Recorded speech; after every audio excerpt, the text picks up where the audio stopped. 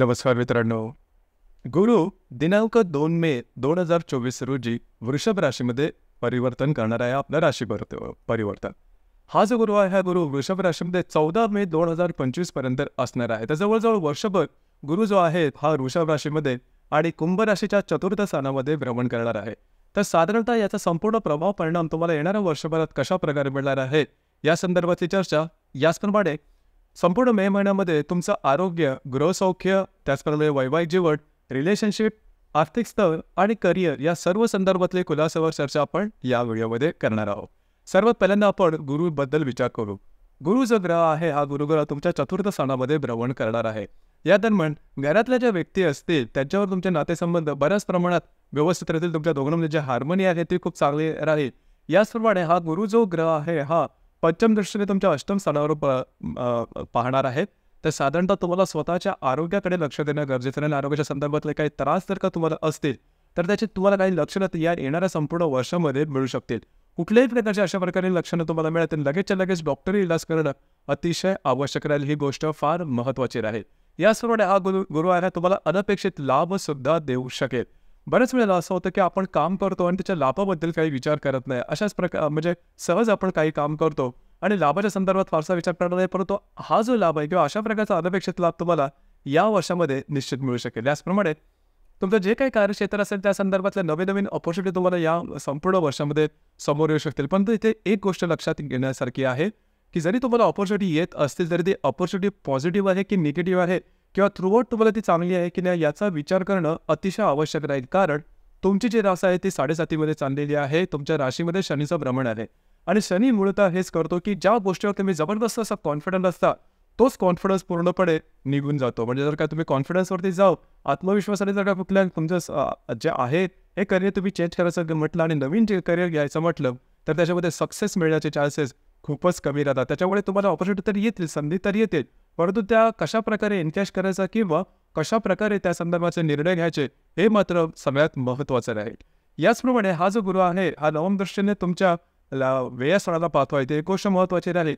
या दरम्यान तुमचे खर्च वगैरे जास्त होईल. कारण महत्त्वाचं म्हणजे राहू जो ग्रह आहे तुमच्या द्वितीय स्थानामध्ये भ्रमण करतोय, त्याच्यामुळे केलेली इन्व्हेस्टमेंट आहे ती चुकीची ठरणं, त्या संदर्भात वेगळे अनुभव येणं, खर्च अनपेक्षित अनावश्यक होणं, असे अनुभव तुम्हाला या संपूर्ण वर्षामध्ये होणार आहे. त्यामुळे पैशाची कमतरता भासू शकेल आणि ती कमतरता भासली की आपण लोनचा विचार करतो. तर लोन किंवा कर्ज या संदर्भात नीट विचार करून लोन घेणं किंवा कर्ज घेणं आवश्यक राहील.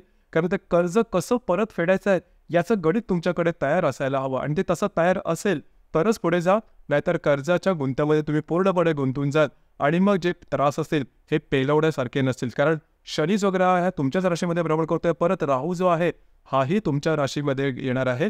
तर या संदर्भात काळजी घेणं अतिशय आवश्यक राहील. एकंदरीतच सांगायचं झालं तर गुरुचं जे चतुर्थातलं भ्रमण आहे हे संपूर्णपणे शुभफलदायी नाही, परंतु जर का तुम्ही काही गोष्टी आचरणावरती जर का तुम्ही व्यवस्थितपणे बंधन ठेवलं तर त्याचे अशुभ परिणाम हे फारसे मिळणार नाहीत.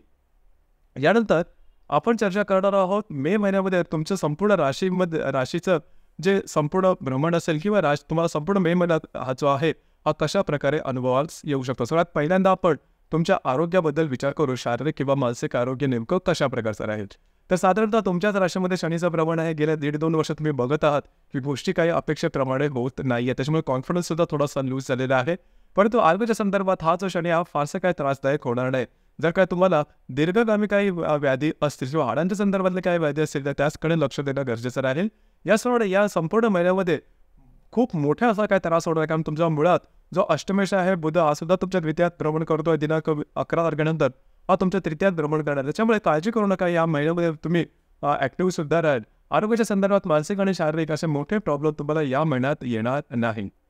यानंतर आपण चर्चा करणार आहोत तुमच्या आर्थिक स्थैर्याबद्दल. तुमच्या राशीकरता आर्थिक स्थैर्य हे प्रामुख्याने 2 ग्रहांवर अवलंबून आहे, बुध आणि गुरु. पैकी जो बुध आहे हा द्वितीय स्थानामध्येच भ्रमण करतो, 11 तारखेनंतर तृतीयात भ्रमण करेल आणि जो गुरुग्रह आहे हा गुरुग्रह तुमच्या 2 तारखेनंतर चतुर्थात भ्रमण करणार आहे. तर एकंदरीत सांगायचं झालं तर या संपूर्ण महिन्यामध्ये आर्थिक संदर्भात काही मोठे प्रॉब्लेम येणार नाही. इथे एक गोष्ट मात्र लक्षात ठेवणं गरजेचं आहे. तुमच्या द्वितीय स्थानामध्ये मंगळ आणि राहूचं भ्रमण आहे. ही सगळ्यात महत्त्वाची गोष्ट आहे. एकंदरीत तुम्हाला पैशाची आवक तर चांगली होईल, म्हणजे नेहमीप्रमाणे पैसे तुम्हाला येतील, परंतु ते खर्च करण्याच्या संदर्भात थोडी काळजी घेणं गरजेचं राहील. अनपेक्षित, अनावश्यक आणि अवाजवी खर्च वगैरे खर्च यामुळे तुमचे बऱ्याच प्रमाणात होण्याची शक्यता राहील. कारण द्वितीयमध्ये संपूर्ण महिनाभर मंगळाचं भ्रमण आहे. या ठिकाणी थोडंसं लक्ष देणं गरजेचं राहील. म्हणजेच तुम्ही स्वतःवरती थोडंसं नियंत्रण ठेवणं गरजेचं राहील. मग त्या अन्वये काही प्रॉब्लेम तुम्हाला येणार नाहीत. तर खर्चाच्या संदर्भातली गोष्ट महत्त्वाची राहील. याचप्रमाणे जर तुम्ही शेअर मार्केटमध्ये ट्रेड करत असाल तर काही चांगले लाभ या दरम्यान मिळू शकतील. त्याच्यामुळे तशी काय काळजी करू नका. एकंदरीतच थोडंसं तुमची जे स्पेंडिंग आणि इन्व्हेस्टमेंट आहे याकडे लक्ष देणं आवश्यक राहील. यानंतर गृहसौख्याबद्दल सांगायचं झालं तर तुमचा जो चतुर्थेश आहे शुक्र, जो की तुमच्या तृतीय स्थानामध्ये भ्रमण करतो आहे आणि दिनांक 20 तारखेनंतर हा शुक्र तुमच्याच राशीमध्ये म्हणजे चतुर्थामध्ये भ्रमण करणार आहे. अतिशय महत्त्वपूर्ण शुभफलदायी अशा प्रकारची गोष्ट आहे. तिथेच गुरुसुद्धा येणार आहे. रवीसुद्धा, जो की तुमचा सप्तमेश आहे, 15 तारखेनंतर तुमच्या चतुर्थातच भ्रमण करणार. एकंदरीतच रवी, गुरु आणि शुक्र हे सर्व महत्त्वपूर्ण ग्रह तुमच्या चतुर्थात भ्रमण करणार आहे. त्याच्यामुळे काळजी करू नका. घरातल्या व्यक्तींबरोबर त्यांचे नातेसंबंध अतिशय दृढवत अशा प्रकारचे होते. घरामध्ये काही नवीन वस्तू खरेदी करणं, घराच्या संदर्भात काही महत्त्वपूर्ण घटना घडणं, अशा प्रकारच्या अनुभवातून जर का तुम्हाला नवीन वास्तू घ्यायची असेल, वास्तूमध्ये काही रिनोव्हेट करायचं असेल, हा संपूर्ण महिना अतिशय चांगला आहे. त्याच्यामुळे काळजी करण्याची अजिबात आवश्यकता नाही. यानंतर लव्ह लाईफबद्दल विचार करायचा झाला तर तुमच्या राशीचा जो पंचमेश आहे बुध, जो की तुमच्या द्वितीय स्थानामध्ये भ्रमण करतो आहे, 11 तारखेनंतर तुमच्या तृतीयात भ्रमण करणारे अतिशय उत्तम राहील. जर का तुम्ही कोणत्या रिलेशनशिपमध्ये असाल, दोघांमध्ये नातेसंबंध अतिशय सुमधुर अशा प्रकारचे दिसून येतील. वैवाहिक जोडीदारावर बाहेर फिरण्याचा जाण्याचा योग सुद्धा संभवतो. काही चांगला तुम्ही वेळ सुद्धा स्पेंड करू शकाल या दरम्यान. तर एकंदरीतच वैवाहिक तुमचं जे रिलेशनशिपचा मामला आहे किंवा प्रेमाच्या संदर्भातली जी गोष्ट आहे ती अशी अतिशय स्मूथपणे चालेल. काळजी करू नका. ज्या गर्भवती महिला आहेत, म्हणजेच कुंभ राशीच्या गर्भवती महिला आहेत, त्यांनी सुद्धा आरोग्याच्या संदर्भात फारसे काही प्रॉब्लेम येणार नाही. त्याच्यामुळे तशी काही काळजी करू नका. विद्यार्थी वर्गासाठी संपूर्ण महिना हा चांगला राहील. त्याच्यामुळे संपूर्ण या महिन्यामध्ये तसे काही मोठे प्रॉब्लेम येणार नाहीत. यानंतर आपण चर्चा करणार आहोत वैवाहिक जीवनाबद्दल. तर तुमच्या राशीचा जो सप्तमेश आहे रवी, जो की तुमच्या तृतीयात भ्रमण करतो, हा दिनांक 15 तारखेनंतर तुमच्या चतुर्थात भ्रमण करणार आहे. तर या अन्वये जर का विवाहित असाल तर वैवाहिक जोडीदाराचे नातेसंबंध सुधारतील. फक्त इथे एकच गोष्ट सगळ्यात महत्त्वाची राहील, ती म्हणजे वैवाहिक जोडीदाराच्या आरोग्याकडे लक्ष देणं गरजेचं राहील. आरोग्याच्या संदर्भातले असे काही त्रास डोळ्यासमोर येतील की त्याचं रिझनिंग लवकर होणार नाही, त्याचं कारण लवकर समजणार नाही. कारण मंगळ जो राहू आणि याची दोघांची युती सुद्धा आहे त्या सप्तमाच्या अष्टम स्थानात म्हणजे द्वितीय स्थानामध्ये. तर साधारणतः वैवाहिक जोडीदाराच्या आरोग्याकडे लक्ष देणं अतिशय आवश्यक राहील. ज्याप्रमाणे तुमचं जे काही कार्यक्षेत्र आहे त्या संदर्भात विचार करायचा झाला तर तुमच्या राशीचा जो दशमेश आहे मंगळ, जो की तुमच्या द्वितीय स्थानामध्ये भ्रमण करतो आहे, अर्थात तुमचं जे काही कार्यक्षेत्र असेल त्या संदर्भातले काही चांगले तुम्हाला फायदे मिळू शकतील. कार्यक्षेत्राच्या संदर्भातले काही नवीन संधी तुमच्या समोर येऊ शकतील. त्यामुळे कार्यक्षेत्राच्या संदर्भात काळजी करण्याची अजिबात आवश्यकता नाही. एकंदरीत सांगायचं झालं तर या संपूर्ण महिन्यामध्ये तुम्हाला सगळ्यात पहिली आणि महत्त्वाची गोष्ट लक्षात घ्यायची आहे की कुठल्याही प्रकारचे मोठे महत्त्वाचे निर्णय घेऊ नका, कारण शनीची 7.5 चालू आहे. दुसरी महत्त्वाची गोष्ट जी टाळायची आहे ती म्हणजे खर्च कुठे, कधी, कसे खर्च करायचे, इन्व्हेस्टमेंट कशा प्रकारची करायची, या संदर्भात तुम्हाला काळजी घेणं अत्यंत आवश्यक राहील. अर्थात जो आर्थिक स्थिती आहे किंवा जो पैशाची आवक आहे ती उत्तम राहील, मात्र खर्च आणि गुंतवणूक या संदर्भात थोडंसं अलर्ट राहणं गरजेचं राहील. यानंतर आपण विचार करणार आहोत ग्रहयोगांबद्दल. ग्रहयोगांचे परिणाम नेमके कशा प्रकारचे असेल. जसं की दिनांक 13 तारखेला रवी आणि हर्षलची युती होणार आहे तुमच्या तृतीय स्थानामध्ये. अर्थात ही जी युती आहे तुम्हाला जास्तीत जास्त प्रमाणात ॲक्टिव्ह बनेल. मात्र तुमचे जे वैवाहिक जोडीदार आहेत त्यांच्या आरोग्याकडे लक्ष देणं गरजेचं आहे. वैवाहिक जोडीदाराबरोबर बाहेर फिरायला जाण्याचा योग सुद्धा या संपूर्ण महिन्यामध्ये बऱ्याच वेळेला येईल. तर एकंदरीत त्यांच्या थोडंसं आरोग्याकडे लक्ष देणं महत्त्वपूर्ण राहील. यानंतर दिनांक 18 तारखेला रवी आणि गुरुची युती होणार आहे तुमच्या चतुर्थात. याचप्रमाणे शुक्र आणि हर्षची युती सुद्धा तुमच्या तृतीय स्थानामध्ये होणार आहे. अर्थात रवी गुरुची युती अतिशय शुभफलदायी राहील. घरातल्या व्यक्तींबरोबर नातेसंबंध सुधारतील. नवीन घर घेणं, घर रिनोव्हेट करणं, घराच्या संदर्भातल्या काही महत्त्वपूर्ण गोष्टी करणं, अशा प्रकारच्या काही महत्त्वपूर्ण घटना घडामोडी या दरम्यान निश्चित होतील. तुमच्या मनातली जी अशी गोष्ट आहे की जी पूर्ण व्हावीशी वाटते, मग ती नोकरी मिळण्यासाठी असेल किंवा ठराविक काही गोष्टी करण्यासाठी असेल, तर रवी गुरुची युती अतिशय शुभफलदायी राहील. मात्र इथे एक गोष्ट लक्षात घ्या की तुमची जी राशी आहे ती 7.5 आहे. त्यामुळे कॉन्फिडन्समध्ये जाऊन कुठलीही गोष्ट करू नका, गोष्टी तुमच्यासाठी त्रासदायक होते. मात्र रवी गुरुची युती तुमचं जे काही वास्तूच्या संदर्भातली जी महत्त्वपूर्ण कामं असेल ती तुम्ही या दरम्यान करू शकता किंवा तुमच्या घरामध्ये काही चांगलं काम किंवा चांगलं काही कार्यक्रम सुद्धा या दरम्यान होऊ शकेल. याचप्रमाणे शुक्र हर्षची जी युती आहे ते साधारणतः थोडंसं आरोग्याकडे थोडंसं या दरम्यान लक्ष देणं गरजेचं आहे. घरातल्या व्यक्ती आहेत त्यांच्या थोडंसं आरोग्याकडे या दरम्यान लक्ष देणं महत्त्वपूर्ण राहील. याचप्रमाणे दिनांक 20 तारखेला मंगळ आणि राहूची युती तुमच्या द्वितीय स्थानामध्ये होणार आहे. अतिशय महत्त्वपूर्ण युती आहे.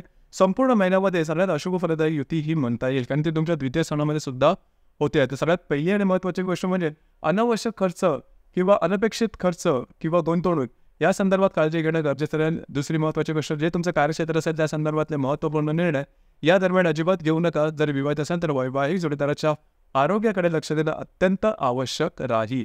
याचप्रमाणे दिनांक 31 तारखेला बुध आणि हर्षलची युती सुद्धा होणार आहे तुमच्या तृतीय स्थानामध्ये. कागदोपत्री व्यवहार, कोणाला काही कमिटमेंट, प्रॉमिसेस अशा गोष्टी या दरम्यान अजिबात करू नका. जर तुम्ही कोणाच्या रिलेशनशिपमध्ये असाल तिथे तुमच्या दोघांमधील नातेसंबंध ताणले जाण्याची शक्यता आहे. याचप्रमाणे शेअर मार्केटमध्ये ट्रेड करत असाल तर या दरम्यान मोठे ट्रेड करू नका. या महिन्यातल्या सगळ्यात महत्त्वपूर्ण आणि शुभफलदायी जो दिवस आहे तो म्हणजे अक्षय तृतीयाचा, आणि तो दिनांक 10 तारखेला असणार आहे. संपूर्ण वर्षामध्ये जे 3.5 मुहूर्त सगळ्यात शुभफलदायी मानले जातात त्यामध्ये अक्षय तृतीयाचा मुहूर्त सुद्धा येतो. अक्षय तृतीयाच्या मुहूर्ताच्या वेळेस तुम्ही महत्त्वपूर्ण खरेदी करू शकता, म्हणजे सोने, चांदी, हिरे आणि किंवा कुठल्या अन्न वस्तू सुद्धा खरेदी करू शकता. याचा सगळ्यात महत्त्वाचा अनुभव हा असतो की तुम्ही घेतलेल्या वस्तू किंवा तुम्ही केलेली गुंतवणूक ही वाढत जाते. तुम्ही घेतलेल्या वस्तूचा उपभोग घेता येतो. ही अतिशय महत्त्वाचे आहे. त्यामुळे पैशाचे इन्व्हेस्टमेंट सुद्धा या महिन्यामध्ये, या दिवसामध्ये म्हणजे अक्षय तृतीयेला तुम्ही जरूर करू शकता. या संदर्भात एक छोटासा उपाय सांगावासा वाटतो, जरूर तो तुम्ही करू शकता. आपण नेहमीच्या खर्च करण्यासाठी जे पाकिटात पैसे ठेवतो किंवा जे पाकिट आपण वापरतो ते पाकिट तुम्ही या दिवशी म्हणजे अक्षय तृतीयेला नक्की खरेदी करा. आता त्याचा अनुभव तुम्हाला खूप चांगला राहील. बऱ्याच वेळेला आपण म्हणतो की पैसे जास्त खर्च होतात, पैशाला पाय फुटतात, तर या ज्या गोष्टी बऱ्याच प्रमाणात कमी होतील, सेव्हिंग चांगली होईल. तर एकंदरीतच हा जो उपाय आहे त्याचा तुम्ही अनुभव निश्चितपणे घेऊ शकता. अक्षय तृतीयाचा मुहूर्त आहे तो दिनांक 10 तारखेला आहे. या महिन्याची जी अमावस्या आहे ती 8 तारखेला आहे मेष राशीत तुमच्या तृतीय स्थानामध्ये, आणि बुद्ध पौर्णिमा जी आहे ती 23 तारखेला आहे. अमावस्या आणि पौर्णिमेच्या दरम्यान थोडंसं स्वतःच्या भावभावनाचं नियंत्रण ठेवणं गरजेचं राहील. रविचंद्राचं आकर्षण जास्त असल्या कारणामुळे आपण जास्त भावनातीत होतो आणि भावनातीत होऊन घेतलेले निर्णय हे बऱ्याच वेळेस चुकण्याची शक्यता जास्त असते. त्यामुळे कोणाला कमिटमेंट करणं, प्रॉमिसेस करणं, वादविवादात जाणं किंवा कागदोपत्री व्यवहार करणं या सगळ्यांपासून थोडंसं लांब राहणं गरजेचं राहील. नाकासमोर चालण्याची गरज राहील या महिन्याच्या 8 आणि 23 तारखेला. तर मित्रांनो, हे होतं कुंभ राशीचा मे 2024 करताचं संपूर्ण राशी. पण आपल्याला राशीमध्ये कसं वाटलं, आपण त्याचा अनुभव कशा प्रकारे घेतला नक्की कळवा. आणि आपलं हे जे चॅनल आहे मराठी ज्योतिष कट्टा हे सुद्धा लाईक, शेअर आणि सबस्क्राईब नक्की करा. धन्यवाद.